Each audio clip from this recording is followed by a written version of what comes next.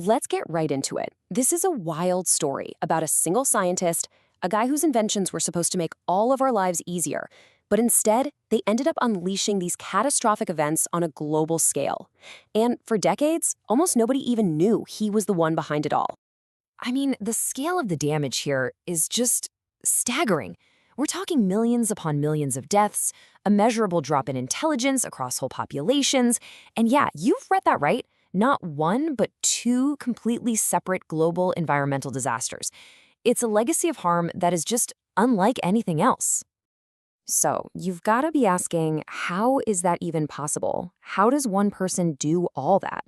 Well, this is really a story about two people. It's about the inventor who caused all the damage, and it's about the unlikely scientific detective who stumbled onto the truth and basically dedicated his life to stopping him. So our story kicks off in the early 20th century. It was this incredible time of innovation, right? But with all that new tech came new and sometimes very dangerous problems. The automobile was changing the world, but it had a really serious flaw. Okay, so check this out. Back in 1908, a car company founder, a guy named Byron Carter, died when a hand crank kicked back and broke his jaw. His good friend, who happened to be the head of Cadillac, was so shaken up that he ordered the creation of the first electric self-starter. This new invention made more powerful cars possible, like the 1911 Cadillac Model 30. But these new, brawny engines came with a brand new, very loud, and very damaging problem. And that problem was called engine knocking. See, in these new high-compression engines, the fuel was basically exploding at the wrong time before the spark plug even had a chance to fire. This created these chaotic shock waves that made a horrible sound, stopped the engine's power, and were literally hammering the engine to pieces from the inside. The car companies needed a fix, and they needed it fast. And the man with the solution was an engineer named Thomas Midgley Jr. After trying almost everything you can imagine, from melted butter to iodine, he discovered a compound called tetraethyl lead. And it worked perfectly. Just a tiny little bit completely stopped the knock. But just look at his first reaction here. It wasn't, wow, we've saved the automobile. It was, can you imagine how much money we're going to make? So pretty quickly, factory workers who are making this stuff started getting sick and dying from lead poisoning. So Midgley holds this big press conference to try and calm everyone down. And he puts on this whole show. He pours the chemical on his hands, then he leans over and breathes in the fumes for a full minute, telling the reporters he could do it every day with no problem. But here's the thing. It was a complete and utter lie. At that exact moment, he was secretly and privately recovering from severe lead poisoning himself. Okay, so let's just put a pin in Midgley and his profitable poison for a minute. We're going to jump ahead a few decades and meet our hero. He's a geochemist, and he's working on a question that's about as big as they get. He has absolutely no idea that his work is about to slam right into Thomas Midgley's legacy.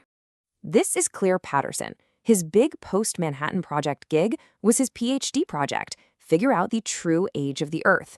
The plan was to measure the ratio of uranium to lead in these really ancient zircon crystals. So his colleague, George Tilton, measures the uranium, and boom, the results are perfect exactly as expected. But when Patterson goes to measure the lead, his results are a complete disaster. They're wildly, ridiculously high. There was way more lead in his samples than there should have been, and he couldn't figure out why. This frustrating contamination problem completely takes over Patterson's career. His obsession with just getting one clean, uncontaminated sample would lead him to invent whole new scientific techniques. And, in the end, it would lead him to uncover a poison that had silently spread across the entire planet. So Patterson's journey to the truth was incredibly methodical. First, to get rid of all that contamination, he had to invent something that didn't exist before, the world's first ultra-clean laboratory. Inside his new cleanroom, he could finally analyze pristine samples from meteorites and, get this, he successfully calculated the Earth's age at 4.55 billion years old. I mean, what an incredible achievement. But he still couldn't let go of that first mystery. Where in the world was all that extra lead coming from? So he starts playing detective, and his first stop is the ocean. He figured, hey, if lead is just a natural part of the environment, it should be pretty evenly mixed, right? But it wasn't. Not even close. He found that the surface water had almost 10 times more lead than the deep ocean water. And this was the smoking gun. It showed that the contamination was recent and that it was raining down from the surface. His next test was, frankly, brilliant. To see how this was affecting people, he decided to compare the lead levels in the bones of modern-day Americans to those of ancient Egyptian mummies. The mummies would give him a clean baseline, what a human body should look like before all this industrial pollution. And the result was just jaw-dropping. Modern Americans didn't have 10 times more lead in their bodies, or even 100 times more. They had nearly 1,000 times more. This was an unprecedented, global mass poisoning event. And by now, Patterson knew exactly where it was coming from. The tetraethyl lead from Midgley's gasoline being pumped into the air by millions of cars, day in and day out. So once the source was out in the open, the true cost of leaded gasoline started to become horrifyingly clear. The damage wasn't just to the environment. No, it was neurological, it was societal, and it was absolutely deadly. Just let this number sink in for a second. One study estimated that in the United States alone, childhood lead exposure, mostly from breathing in car fumes, robbed the American population of over 800 million IQ points. The world is literally, measurably, less intelligent because of this one single product. But the damage goes even deeper. Lead is a powerful neurotoxin, and we know it causes aggression and behavioral problems.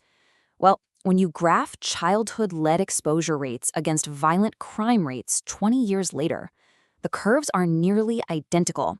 They go up together, they come down together. And this pattern just repeats in country after country.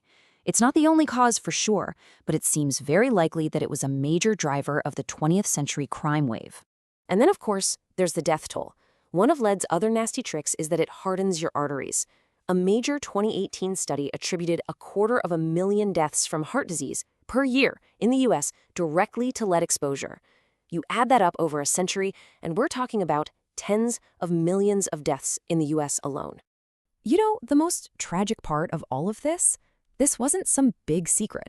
The dangers of lead were well known. Benjamin Franklin was writing about lead poisoning all the way back in 1786. He would have been absolutely horrified to know that 150 years later, we would decide to intentionally spray the stuff all over the entire planet. And all of this brings us to the final legacies of these two men. One man who, twice, created a global problem, and another man who dedicated his entire life to cleaning it up. Thomas Midgley's legacy, it's almost hard to believe how destructive it is. First, you have leaded gasoline, with the brain damage and the millions of deaths. But he wasn't done. His second major invention was Freon, the first CFC. It was sold as a miracle, safe refrigerant, but of course it ended up tearing a giant hole in the ozone layer and acting as a super potent greenhouse gas. One historian said that Midgley had more negative impact on the atmosphere than any other single organism in the history of the Earth. And then, on the other side, you have Clair Patterson. His decades-long, often lonely fight against the incredibly powerful oil and chemical industries eventually led to a worldwide ban on leaded gasoline. The UN estimates that this ban now saves over 1 million lives every single year and saves the global economy something like $2.5 trillion annually. He really proved that one persistent ethical scientist could in fact change the world for the better. So, thanks to Patterson, a useful truth is finally being practiced, and that's great news.